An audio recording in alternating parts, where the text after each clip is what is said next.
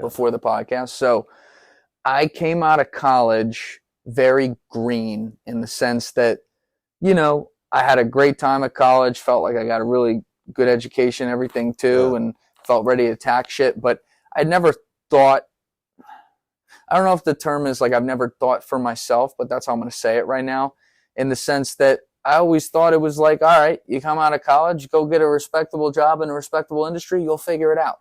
So while I was in college, I met the dad of one of my friends. Shout out Larry. And we got tight, and he was really successful. He was on Wall Street, which can mean a million different things when people say that. So his part of Wall Street was he worked in the private bank of Merrill Lynch at Bank of America, which means he managed ultra high net worth individuals, probably had like an average net worth of like 85 million or so. Guys. And and then on everything that they did, from their investments to like planning out their whole life, the whole bit, like very, very specialized. And then also like public companies and shit they may do. It could be something as simple as like a 401k, which is really just an excuse to talk to people. This is more like hands-on. Yeah. But he could do with stuff like 10b5-1 plans for, you know, how insiders sell stock and things like that. So there was a lot going on there, and he and I got really tight. I'm tight with him to this day. He's the fucking man. And he gave me a job there. And so the way that part of Wall Street works, it's different in all different parts of Wall Street, but the way that part works is you come out of college, you grind like a dog for 4 or 5 years. You don't make any money, right? And then if you do a good job, you get the offer, and now you get really brought into the inner sanctum. Now, I think he brought me into the inner sanctum technically from day one, but just I was in a program where the company he had full oversight of me, and I didn't really do anything with the company, but the company was the one paying me, as opposed to him and his individual group within there. It's a little convoluted. I'm here with you. How to put it.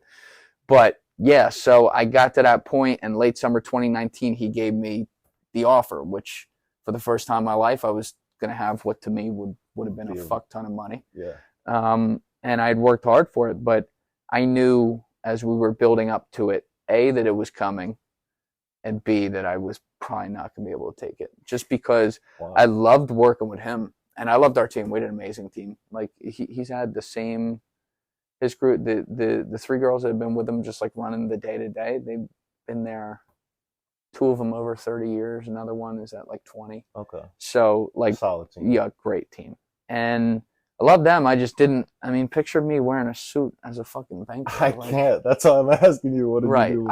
It's almost like. I actually can though. You can? You just carry yourself so professional and well. I feel like you can handle yourself in any situation, low key. I appreciate that. Can we play that for my mom? No, play that for. Yeah.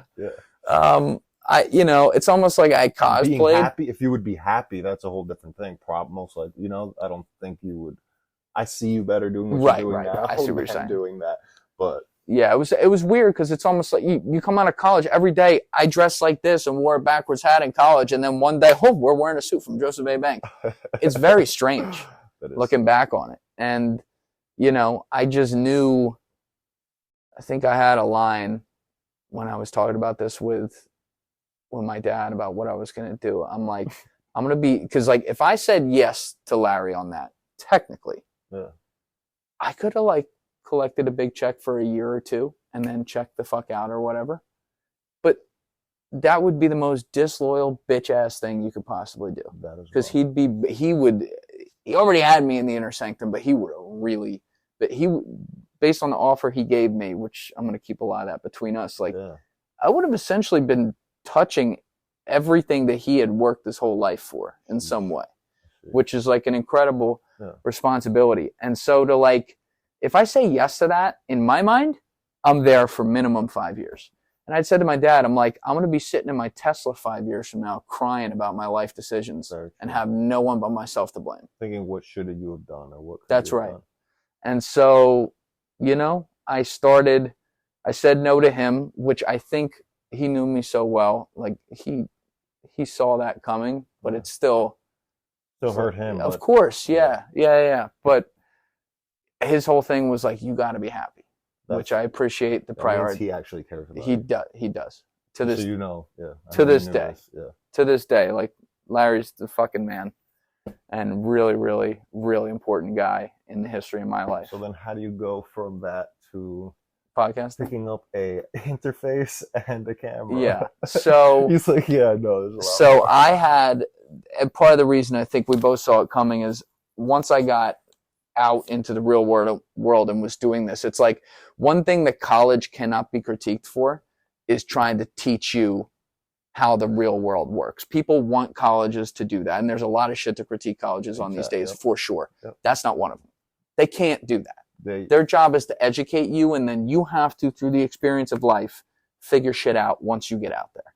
So when I got out there, the part of my job I loved on Wall Street was half of my job was to go out into the biggest city in the world and meet people and see who the fuck did what, why, who talked to who, why this industry worked with that industry, what they were doing here versus what they were doing there.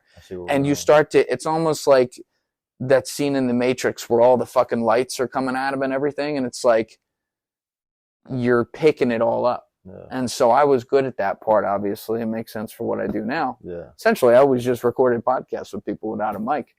And so I started getting into some side hustles, like a couple years in, and they were totally different. Sketchy. What kind of they were like media work, marketing work, creative work. That was something I had never had a self-awareness with myself. I was a creative first. Yeah, working for other people. Yeah, but not even just that. It's like, you know, I was a writer by trade. I had written for the school paper since I was fucking at least 14, maybe before that too. I don't know that. You know, I was someone who was always creating shit and doing shit and, you know, never could stay still, like always had to be making something new. There's a lot of other examples, but like I got in touch with that. And so my buddies Mitch and Mike, they're brothers. They lived in Jersey City, and they started to pull me into their world, and they came at it from like the creative engineering world. And I mean that like quite literally. Yeah. Like they were usually, and it's like you either have your marketing guy or your engineering guy. It's very rare you get people that actually bridge both. And Mitch and Mike in their jobs quite literally bridge both and constantly had side hustles. And so, you know, I started like living at their place half the time, and we, you know, worked on some LLCs, started spinning up some ideas. And then my buddy Chaz Servino, who I'm extremely tight with, pulled me in to advise him. He had built a huge, I mean, it was a lot of different things, but among other things, it was like a digital marketing agency. They had like 55 employees. He built it straight out of college. He was like 5-6 years older than me. And so he pulled me in to start advising him on his personal brand and building the creative side, which was cool because I got to learn, see how he's doing. Exactly. See how to do it. For yourself. Exactly. If you want to. See how he figured shit out. Yeah. You know, he was 22 coming out of college, just built this company. Yeah. It's amazing stuff. And so, you know, and then Mitch and Mike were working with him as well. So I had all these other things going. And then we had an idea in early 2019. One of Chaz's clients, like, at the time, he was business partners with Kevin Garnett and was Ray Lewis's manager. Okay. And then, you know, he'd have industry connection. Yeah, and then he'd have like a fucking random ass public company that he was doing all the marketing for. Like he was all over the place. But he had a client, the Maxwell Awards for football. You probably heard of them before. They've been around a long time. And you know, they do them somewhere else now, but they would do their annual awards in Atlantic City, which is like kind of funny, like these days. Like it's such a out there place to do like an award season thing. But it was going to be March 2019, and Ray Lewis was getting the Lifetime Achievement Award. Long story short, they ended up throwing me on camera to do a bunch of stuff. That's how you start. That's kind of how it started. And like, it was fun. I brought in some clients from out of town. And you just stood there interviewing them? Like no, we were sitting down. Like it was supposed to be Chaz was going to do all of them, and I was going to like ride shotgun. So that's what happened the first night. Yeah. And then the second day, it was a Friday. They had the press conference in the morning at like 10:30 a.m. And so we go get a workout in, come back, and we're like, all right. Mitch was like, yo, I'm headed down there right now. I'm going to get the back of the press room. with and we're going to get all the branding up and everything, and we'll have seated like really Smart, yeah. premium shit. That's why I loved hanging around Mitch and stuff, because like he would just figure this shit out. Yeah. And so I go down to the press room. They're about to start. Mitch has it on lock, and Mitch sat down and started doing some interviews, like individual with some of the different, people from the NFL and NCAA who were there. I'm like, oh, this is fucking great. So I go meet Chaz at the escalators coming down with Ray, and we're walking in. I'm like, all right, yeah, we're gonna. Mitch is already like teeing this up, and Chaz is like, yeah, change the plans. I'm like, what do you mean? He goes, you're the guy. Ray wants to do content up in his room. So I already talked to our other guys. They're going to set something up there. I'm going to host that. You're going to host everyone downstairs. And he just like tapped me on the back. I'm like, good luck. What? No, we're not. No, we're not doing that. And he's like, you'll be fine. And that's what happened. And I remember Was that your first podcast? I mean, it wasn't, it was just like a sit down, technically like just do it live. Yeah. But I did 3 of them in like an hour and a half. The first one was with Vince Papale, who was the subject of Invincible, the movie. Okay. So as an Eagles fan, I love that. Yeah. And at the end, like we talked for 20, 25 minutes, and I was just freestyling it. Like, what the fuck? Like, all right, whatever. And at the end, I gave him my business card. Oh, that's great. my Merrill business card. Great. And he like looked at it, and he like looks at it, looks up at me, looks down at this. He goes, "You work at Merrill?" I said, "Well, among other things." And he goes, "You should do this. You're good at this. Wow. Do this." Wow. I was like, "Ah, thanks." So he leaves, and then I turned to Mitch. And I'm like, "All right, Mitch, are we doing another one?" He's like, "Yeah, you're gonna be talking to Jeff Monken." And I go, "Who the fuck is Jeff Monken?"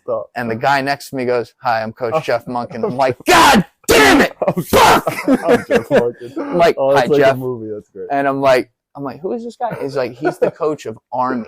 Okay. Like the football team. Wow. And he won Coach of the Year. This guy's famous. This guy is so well known in the industry, and you're just like, "What the hell is this guy?" And literally, like, did we bring Jim DiOrio to this? Yeah, we did. Jim DiOrio came down to this. He's the FBI. Yes. We did bring Jim down to this, right? Yes, we did. And so Jim is an Army. He graduated from West Point. Okay. So, like, he would have been having a heart attack seeing that. Yeah. But the guy sits down, they mic him up, and I'm like, "When are we going?" And Mitch is like, "Right now." And I'm like, "I don't know who this man is." So I like pull up his Wikipedia. I'm like, Jeff Monken, Army coach from the Midwest. All right, fuck it, let's do it.